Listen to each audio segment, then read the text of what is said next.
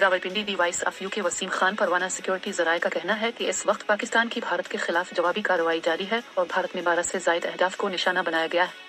पाकिस्तान ने भारत के खिलाफ जवाबी कार्रवाई शुरू करते हुए ऑपरेशन बनियान अल मरसूस आहनी दीवार का आगाज कर दिया और भारत की मुतअद्दिद एयर बेसिस को तबाह कर दिया। सिक्योरिटी जराये के मुताबिक फजर के वक्त दुश्मन के खिलाफ ऑपरेशन बनियान मरसूस का आगाज किया गया और भारत पर फतह 1 मिसाइल फायर किया गया है। पाकिस्तान ने अब तक भारत को कितना नुकसान पहुंचाया? एक बेआर्थ की आदमपुर पठानकोट एयरबेस और ब्रह्मोस स्टोरेज तबाहे। 2 साइबर अटैक के जरिए भारत के 70% बिजली के गढ़ को नाकारा कर दिया गया। 3 भारतीय ब्रिगेड हेडक्वार्टर के जी टॉप तबाह। 4 JF 17 थंडर के हाइपरसोनिक मिसाइलों ने आदमपुर में भारत का 400S सिस्टम तबाह कर दिया।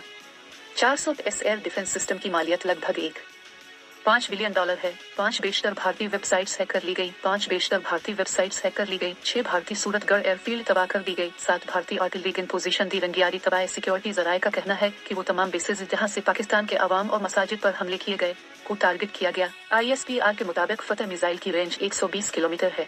मिसाइल में जदीद नेविगेशन सिस्टम और आला दुरुस्तगी शामिल है। दूसरी जानिब सियासी और अस्करी क़यादत ने फैसला किया है कि भारत ने मजीद जारहियत दिखाई तो टारगेट हाई वैल्यू होगा।